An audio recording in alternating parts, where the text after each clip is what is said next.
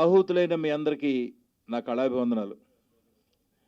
ముందుగా ఈ సినిమా గురించి మాట్లాడేటప్పుడు డైరెక్టర్ నాగరాజుని గురించి చెప్పాలి. నాగరాజు ఈవీవి గారి దగ్గర చాలా సినిమాలకి రైటర్గా పనిచేశాడు. గోస్ట్ రైటర్గా, ఇండివిజువల్గా సీన్స్ రాసి, ఆయన విప్లవ భావాలన్నీ నాగరాజులో ఉన్నాయి. అందుకే ఆయన పెట్టినట్టుగానే టైటిల్ కూడా పెట్టాడు. మా విడాకులు అని ఆయన పెట్టేవాడు. అది మా విడాకులు అవ్వచ్చు, మామిడాకులు అవ్వచ్చు. అలాగే ఇక సెలవ్ అని పెట్టాడు. ఇక సే లవ్ అది అనొచ్చు, ఇక సెలవ్ గుడ్ బై అని కూడా అనొచ్చు. ఆ విప్లవ భావాలన్నీ ఇతరులో కూడా ఉన్నాయి. మంచి రైటరు. ఆ ఉద్దేశంతోనే ఈ కథ రాసుకుని సినిమా డైరెక్ట్ చేశాడు.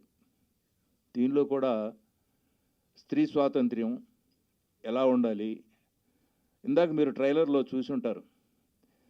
18 ఏళ్ళు వచ్చిన వాడు ప్రైమ్ మినిస్టర్ని ఎన్నుకునే అధికారం ఉండటానికి ఓటు ఉన్నట్లే 18 ఏళ్ళు వచ్చిన ఆడది మొగుణ్ణి ఎన్నుకునే హక్కు లేదా అని అడుగుతుంది.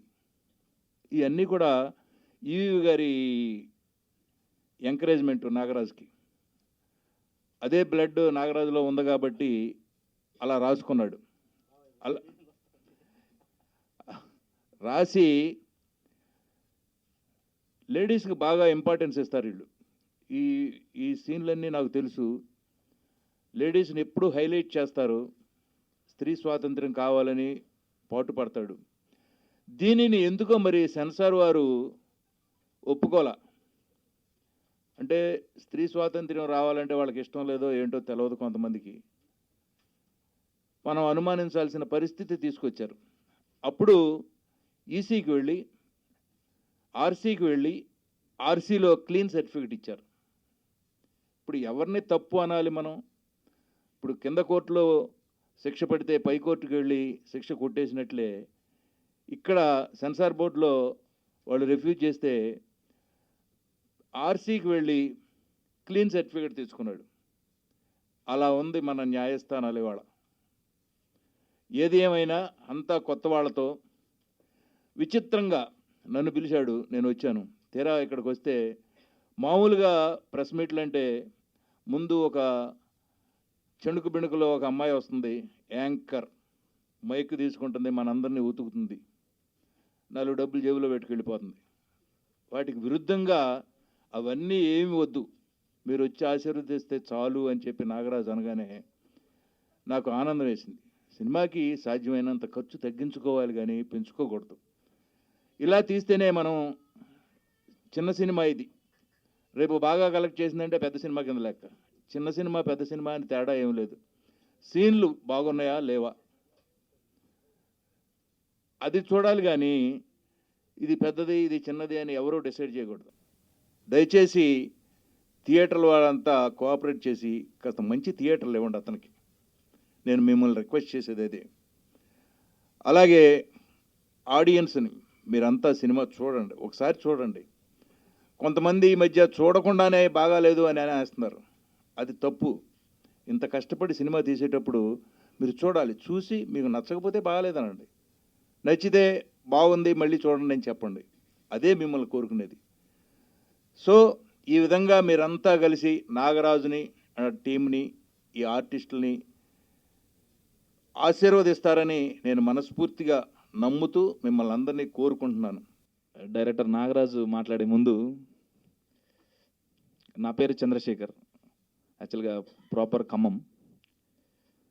సో నాగరాజు గత 15 సంవత్సరాలుగా ఈ సినిమా ఇండస్ట్రీలో రైటర్గా ఉండి డైరెక్టర్గా ఫస్ట్ టైం ఈ ఇక సే లవ్ ఈ లవ్ స్టోరీతోని డైరెక్టర్గా వస్తున్నారు.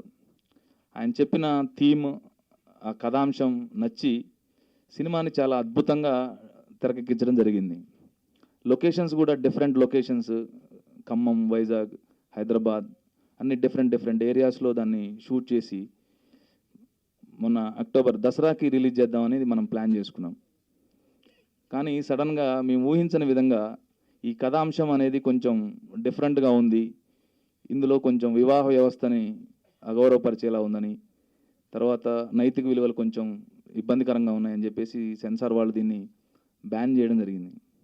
వ్యాలంటైన్స్ డే సందర్భంగా ఈ లవ్ స్టోరీ, డిఫరెంట్ లవ్ స్టోరీని ఫిబ్రవరి 10న అన్ని థియేటర్లో రాబోతుంది. అన్ని హంగులతో, అన్ని రంగులతో, అన్ని నవరసాలు పండించినటువంటి సినిమాని అన్ని థియేటర్లో రాబోతుంది. దీన్ని మీరు ఆశీర్వదిస్తారని కోరుకుంటూ థ్యాంక్ యూ.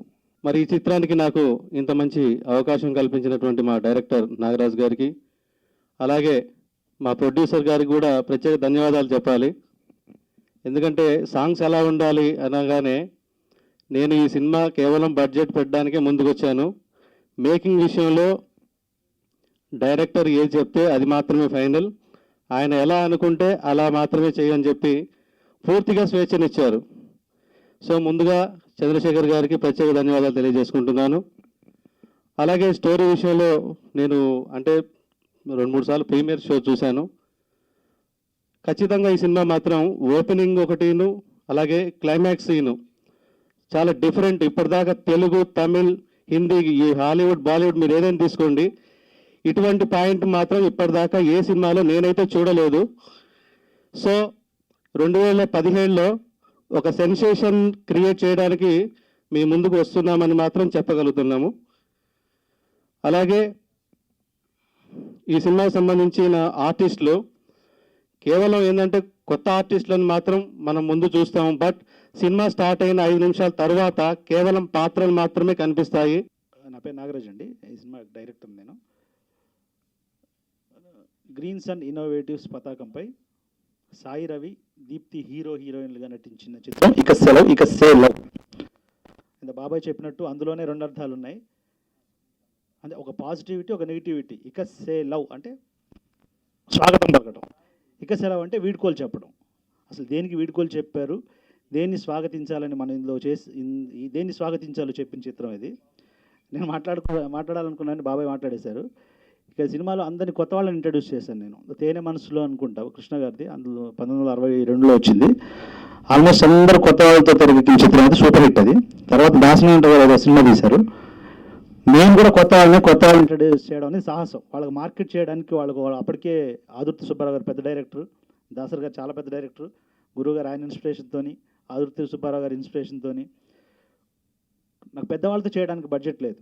ఈవెన్ నాకు బాబాయ్ గారి దగ్గర చనువున్నా కూడా బాబాయ్ని కూడా అడగలేను నేను, పరిస్థితి అంత చాలా తక్కువ బడ్జెట్లో తీసాం. కానీ మీకు బడ్జెట్ ఎక్కడ కనిపించదు, సినిమాలో కంటెంట్ మాత్రమే ఉంటుంది. సరే, ఇది సెన్సార్ గురించి మాట్లాడదలుచుకున్నాను సార్ యాక్చువల్గా, ఎందుకంటే దీనికి సంబంధించి మేము చాలా ఫేస్ చేశాం కాబట్టి చెప్పదలుచుకున్నాను. ఈ కథ చాలా సున్నితమైన అంశం, కానీ వివాదమైన అంశం అని సెన్సార్ అనుకుంది. నేను యాక్చువల్గా ఇంతకన్నా వివాదాస్పదమైన సినిమాలు ఈవీ గారి దగ్గర రాశాను నేను.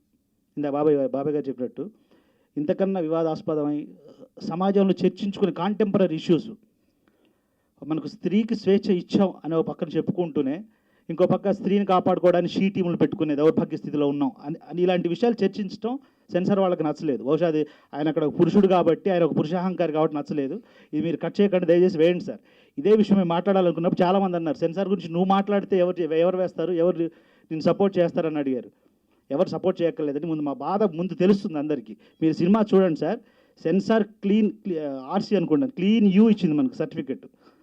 అంటే ఒక్క కట్ కానీ ఒక బీప్ కానీ లేదు.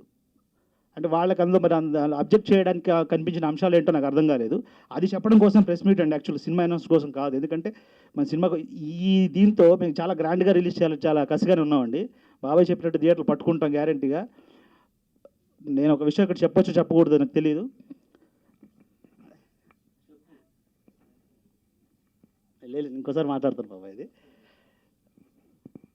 సో ఆ బాధతోనే, ఆ పెయిన్తోనే పెట్టడం జరిగింది. సినిమాకి పెద్ద పెద్ద బ్యానర్లు, పెద్ద పెద్ద నిర్మాతలే సినిమాలు తీయలేని ఈ తరుణంలో ఒక కొత్త నిర్మాత నేను అప్రోచ్ అయ్యి అందులో నేను ఒక భాగస్వామిని సినిమా తీయడానికి చాలా సాహసం. బాబాయ్ చెప్పినట్టు యాక్చువల్లీ నేను బెల్లంకొండ సురేష్ నిర్మాతగా ప్రభాస్ దర్శకత్వంలో సినిమా చేయవలసింది ఆగిపోయింది. పేపర్లో, టీవీలో కూడా వచ్చింది. ఆ కసితో నేను నా ఫ్రెండ్ని అప్రోచ్ అయితే కథ నచ్చి ఆయన సినిమా చేయడానికి ముందుకు వచ్చారు. ఇప్పుడు నేను అతను సంజాయిషి ఇచ్చుకోలేని పరిస్థితి. నువ్వు సినిమా గొప్పగా ఉంటుందన్నో, ఇలా అసలు అన్నీ వాళ్ళు సెన్సార్ ఏవో కట్టలు అంటున్నారు, లేదా వాళ్ళు రిజెక్ట్ చేశారు. నాకు ముందెందుకు చెప్పలేదు, నీకు ఈ విషయం ముందే తెలిసి ఉండొచ్చు. ఈ కథ ఒకసారి ఈవీగా చేయాల్సిందండి, వాళ్ళ పెద్ద అబ్బాయికి రాజేష్కి ఫస్ట్ సినిమాగా చేయాల్సింది. సరే సాహసం అవుతుందని చెప్పి ఆయన ఇలాంటి సినిమాలు ఎంకరేజ్ చేస్తారు కాబట్టి. సో ఈ విషయాలని చెప్పి నేను నిర్మాతను ఒప్పించి, మీకు తెలుసు ఒక నిర్మాతను ఒప్పించడం ఎంత కష్టతరమైందో మీకు తెలుసు. ఇంత క్లిష్టతర ఒక పెద్ద నిర్మాతల సినిమా చేయలేని ఈ తరుణంలో ఒక కొత్త నిర్మాతను తీసుకొచ్చి అంత కొత్త వాళ్ళతో బడ్జెట్ సార్, ఎంత చెట్టుకు అంత గాలి, ఎంత ఫ్యాన్కి అంత గాలి. మాకు ఈ సినిమా చేయడం చాలా కష్టమేనండి. ఇలాంటి కష్టాలు పులి మీద పుట్టలాగా మళ్ళీ సెన్సార్ మాకు అబ్జెక్ట్ చెప్పడం. సినిమా అనేది భావ ప్రకటన స్వాతంత్రం సార్ అని మేము నమ్ముతాం. యూట్యూబ్కి కానీ టీవీకి కానీ సెన్సార్ లేదు. ఈ విషయం చెప్పడం కోసం ప్రెస్ మీట్ అండి. దయచేసి ఇది వేయండి సార్, మీరు కట్ చేయొద్దు. ఏమైనా ఎఫెక్ట్ అయితే నాకే అవుతుంది, నేను ఫేస్ చేయడానికి రెడీగా ఉన్నానండి. నేను సివిల్స్ పాస్ అయ్యానండి, మీకు తెలుసో చెప్పినట్టున్నారు సార్, కళ్యాణ్ గారు ఇదే వేదిక మీద చెప్పారు. నేను ఇప్పుడు కూడా మాట్లాడకపోతే బాగుండదు కాబట్టి మాట్లాడాల్సి వస్తుంది, నోరు విప్పాల్సి వస్తుందండి. ఒక ఫ్రీడమ్ ఆఫ్ ఎక్స్ప్రెషన్ భారత రాజ్యాంగం మనకి ఇచ్చింది. మనకి దాన్ని చెప్పడానికి అనేక పద్ధతులు ఉన్నాయి. ఒక రోడ్డు మీదకి వచ్చి నిరసనలు వ్యక్తం చేస్తారు, ఒక్కొక్క రకరకాల పద్ధతులు మీకు తెలుసు. సినిమా అనేది ఒక ఎక్స్ప్రెషన్, అది నచ్చకపోతే జనం తిరస్కరిస్తారు. అలా అని సినిమాలు ఎక్కడ బూతులు లేవు. ఒకప్పుడు గుడిపాటి వెంకటాచలం అని అందరికి తెలిసే ఉంటుంది. మైదానం అని ఒక నవల రాశారు. కాంటెంపరీగా ఆ పుస్తకాన్ని బ్యాన్ చేయమని చాలా గొడవలు జరిగాయి. కానీ ఇప్పుడు దాన్ని మనం ఒక వేదంలో చూస్తున్నాం. ఒక స్త్రీ హక్కుల గురించి మాట్లాడాలంటే రాజ్యాంగం కూడా దాన్ని ఒకసారి రిఫర్ చేయాల్సిన పరిస్థితి. ఒక మైదానం కావచ్చు, చలంకలం విశృంఖలం అని చెప్పి ఆయన చాలామంది చాలా రకాలుగా నానా దుర్భాషలు ఆడటం మనకు తెలుసు. పెద్దవాళ్ళు ఉన్నారు, వాళ్ళకి తెలిసే ఉంటుంది. ఇక్కడ అంటే ఒక కొత్త ప్రయత్నం, మీకు ట్రైలర్లో చూసుంటారు, కొత్త సిద్ధాంతాన్ని యాక్సెప్ట్ చేయడానికి కొంత టైం పడుతుంది బ్రో అనేది హీరో అంటాడు. వివాదం కోసం మాట్లాడలేదండి, లేదా వివాదం చేయడం మా ఉద్దేశం కాదు. మా సినిమా ఆడుతుంది, ఖచ్చితంగా మాకు నమ్మకం ఉంది. వివాదం చేయడం కోసం మాట్లాడలేదు, వివాదం కోసం మేము ప్రెస్ మీట్ పెట్టలేదు. మా బాధ చెప్పడానికి ఉన్న ఒక సినిమాని వేదికగా చేసుకొని చెప్తే దాన్ని కూడా రిజెక్ట్ చేయాల్సిన పరిస్థితి వచ్చింది కాబట్టి మాట్లాడుతున్నాం. ఫైనల్గా ఆర్సీలో క్లీన్ యూ సంపాదించుకున్నాం. ఇదేదో రిజెక్ట్ చేసిందని కానీ బూత్ సినిమా అని మీరు అపోహపడక్కర్లేదండి. చాలా మంచి సినిమా, మీకు ఒక అందమైన దృశ్యకావ్యం చూసినట్టు ఉంటుంది. మీకు బడ్జెట్ కనబడవచ్చు, మంచి కథ కనబడుతుంది. ఒక భవిష్యత్ తరాలకి ఖచ్చితంగా ఒక మార్గదర్శిగా ఉంటుంది ఈ సినిమా. ఇది చెప్పి ముగిస్తుంది. ఫస్ట్ ఆఫ్ ఆల్ ఇక్కడికి వచ్చిన మీడియా మిత్రులందరికీ నా నమస్కారాలు. అండ్ ఇక్కడికి వచ్చిన చలపతిరావు గారు సార్ గారికి thank you very much sir, మమ్మల్ని అందరినీ ఆశీర్వదించినందుకు. ఇక్కడికి వచ్చి నేను ఈ మూవీలో హీరో క్యారెక్టర్ చేశాను.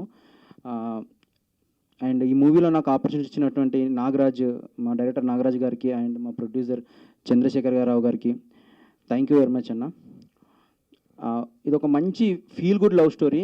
నేను ఒక యూత్ లాగా నేను యాక్చువల్గా మూవీ చూడకముందు ఒక మూవీ కథ చెప్పినప్పుడు ఒక ఎక్స్పెక్టేషన్స్ ఉండే. మూవీ పిక్చరేషన్ అయ్యాక, మూవీ ఫస్ట్ కాపీ చూసాక నేను చాలా కాన్ఫిడెంట్గా ఉన్నాను. ఎందుకంటే మూవీ ఇది పక్కా ఆడియన్కి రీచ్ అయ్యే మూవీ, 100% కాన్ఫిడెంట్తో చెప్తున్నాను. అండ్ నేను హీరోగా చేశాను కాదు, నేను ఒక ఆడియన్గానే చెప్తున్నాను. అండ్ ఈ మూవీలో సాంగ్స్ ఇచ్చినటువంటి మ్యూజిక్ డైరెక్టర్ మధు గారికి thank you very much sir. మూవీలో మంచి సాంగ్స్ ఇచ్చారు. అండ్ ఈ movie Valentine's day before February 10th movie release కావడం నాకు చాలా సంతోషంగా ఉంది. Thank you very much.